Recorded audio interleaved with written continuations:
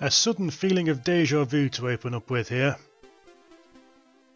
This is Stuntman Seymour, and anyone who watched the DJ Puff video a few videos back will recognise what's going on here very quickly. It's very, very similar. Programmed by the same guys, graphics by the same guys, sound by the same musician, and pretty much entirely the same gameplay. Having said that, I prefer this a great deal to DJ Puff. They've not put 5 million spikes everywhere that you crash into without any sort of warning, and they've got rid of the dual special weapon thing and just replaced it with the bomb. Still overly fond of leaps of faith, mind. Anyway, Seymour. Believe it or not, Seymour was a bit of a thing. He was originally a spin-off from the Dizzy games. They wanted to do a Dizzy game but set in the real world as opposed to the fantasy world that the Dizzy games were set in. So they took Dizzy and melted him a bit. Yes, I don't think anyone was ever sure what Seymour was meant to be. Some kind of melted potato.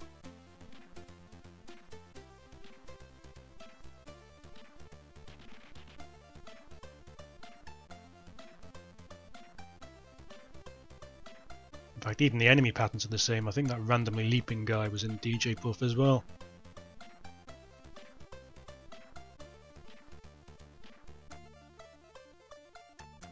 Also much better, you don't have to collect 5 million things, well, I exaggerate, 6 things, in order to be able to complete the level at all. There's, oh dear. Those money bag things you can collect. If you get all of them, you get an extra life, but they're not necessary to actually complete the level at all. I looked up a long play, well I say long play, on YouTube. The entire game, if you know what you're doing, can be completed in a grand total of about 16 minutes. Yes, that flashing light meant we've got our extra life for picking up all of those objects. The plot, such as it is, Seymour's a stuntman, the script has been stolen for the film he's in, and you have to get it back. Look, it's not Citizen Bloody Kane here, what do you want?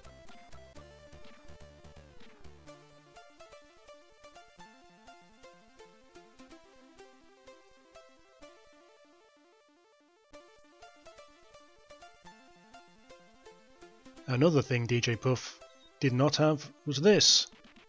A final boss. I have little to no idea what this is meant to be. If you do know, please tell me. The trick appears to be to stay as close to him as possible, because he sort of jumps around in hops, it gives you some time to avoid him, and his dynamite goes over your head. He is still a bit of a pain.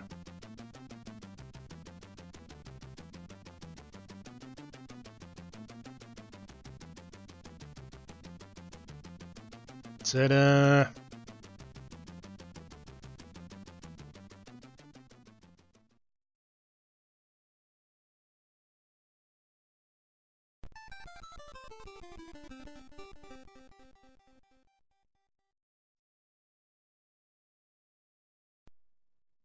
Seymour's certainly a great deal better than this, the demo of Round the Bend. This will require some explanation. Round the Bend was a kids' TV show that I only have the very vaguest of memories of. It's a shame this, because as kids' TV shows went, it was pretty edgy, believe it or not. It was a lot of taking the piss out of contemporaneous cartoons and that. I had a quick look at some stuff on YouTube. It's amusingly, back in 1989 it was already taking the piss out of how many Rocky sequels there were. Anyway, yes, this is garbage. The demo contains no sound at all. We're meant to be wandering around sewers collecting bits of printing press and comic strip in order to put our comic together. But half the time you just get ambushed by off-screen bats that you can't do anything about. It's rubbish. Time for something a bit more homebrew. This is Bomber.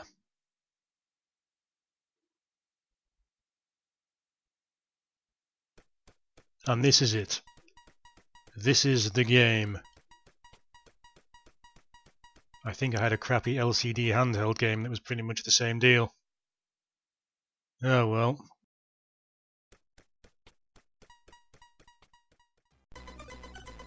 Something a bit more successful is this. Twin Tigers by Alf Yngvi, and beefed up a bit by John Wells. We will be seeing more of these guys later. Yeah, this is a shoot-'em-up construction kit game. Pretty good as they go, but it's been beefed up quite substantially. The addition of, you know, a decent title screen, high score table, and most importantly, music. In this case, a rather nice version of the Airwolf theme tune. There we go. Yeah, I like this. Very reminiscent of Swiv, if you ever played that. If you haven't played that, go play it. It's a really nice shooter.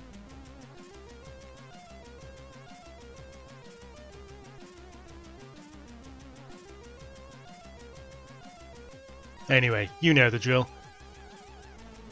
Shoot a bunch of guys, occasional boss. It does have an ending, although I didn't think so at the time. It loops around a lot and reuses stages a lot. Apart from that, really nice.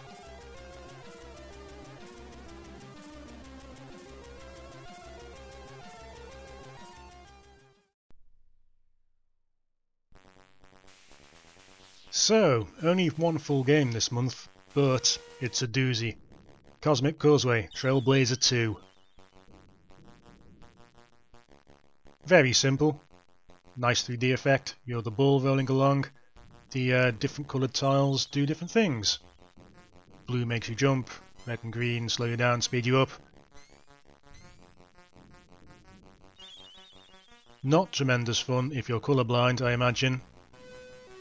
Or if you're playing on your crappy black and white portable TV in your bedroom, as was not uncommon back in the day. Made snooker games a lot of fun. Yes, carefully through the pink things here, because they will bounce you back. Like that. You can do little hops by pressing fire. Those grey orb things are currency you can use to buy special powers. We will be saving them for reasons that will become obvious a bit later. You may have played something like this. Trailblazer got a bunch of like Flash remakes and whatever and clones and things. There was some MS-DOS game that's very similar to it called Skyroad or something, I think. And believe it or not, Trailblazer got a few remakes, like official ones. I have no idea what to do when these sort of random enemies start turning up. Running on diagonals appears to be the way to get through it with the least amount of dying. Yes, Trailblazer got a bunch of remakes, one proper remake for the PSP, I believe, and also for that Trainwreck Gizmondo console, handheld console that was ended up in fraud cases and whatnot. These guys reverse your controls, and I'm never quite sure when it kicks in, if you have to be on the ground or just over the ground or what. So tiptoe very gently through here.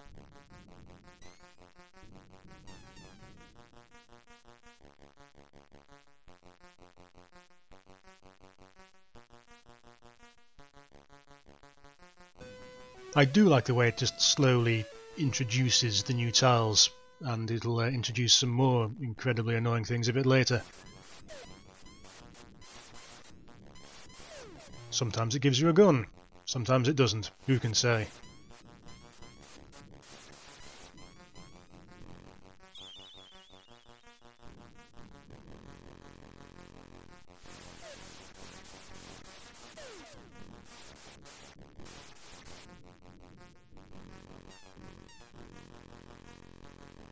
The big failing with this is, I don't think I will show off a good example here, is if there's long chasms and you mistime it and fall in, which means you miss all of the jump pads. Oh, hello! It's time for Space Harrier. Space Harrier? Space Harrier. yes, if there's a big chasm with like jump pads in the middle of it and you mess up the timing, you will just end up respawning and falling into the ground over and over again and chew up your time immensely without any sort of hope for recovery.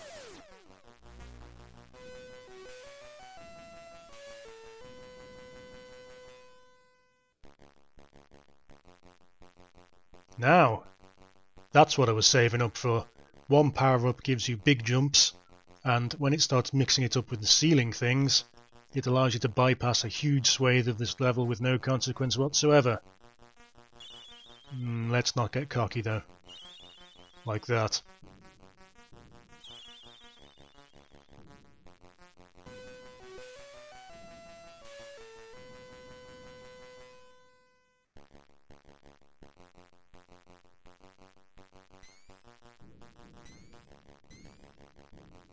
Again, going diagonally here kind of helps, possibly? I'm never sure.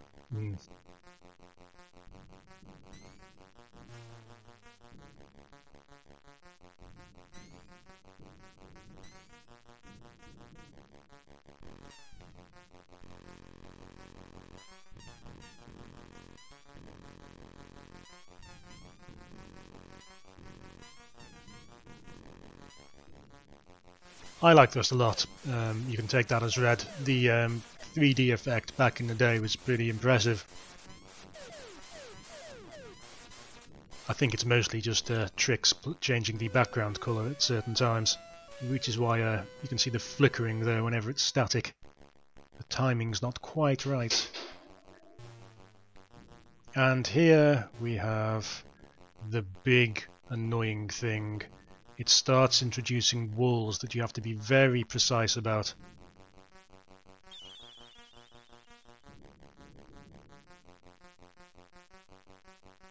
Not even going to try getting the credits there. Gently.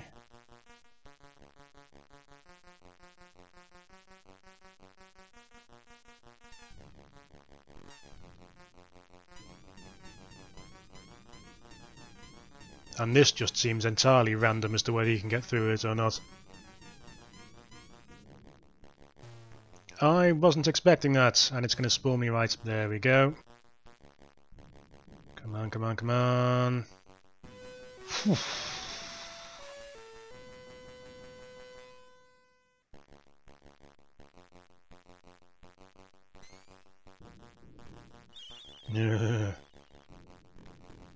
And again. And attack of the killer smarties at this point.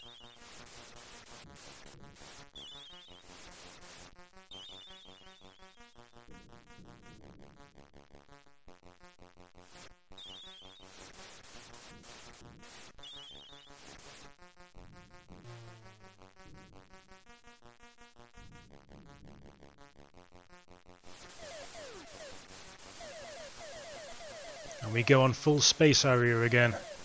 This is pretty much the furthest I've got in this game ever. After this point, it was pretty much a complete unknown to me. Oh, mid-boss. That's surprising. Well, not mid-boss, but...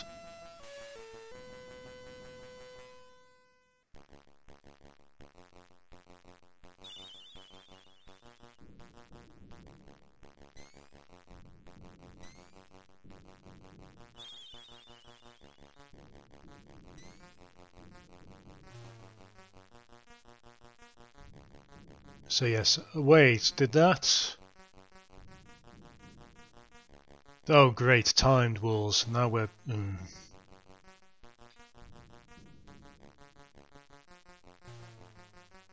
Which I can just career into. Oh, yeah. Caught between two choices there. Did that count? Oof. That was close.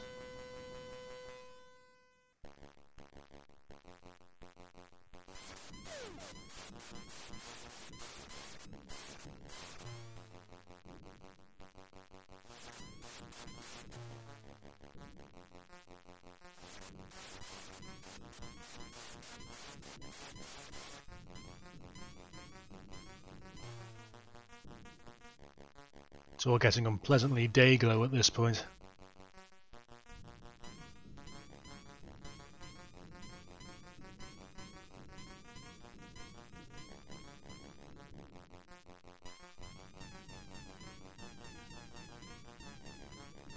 Come on.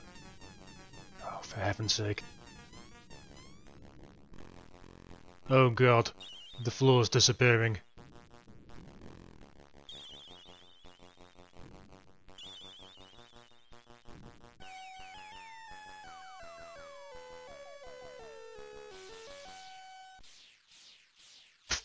The best score I've ever got in this game is indifferent. Screw you, game.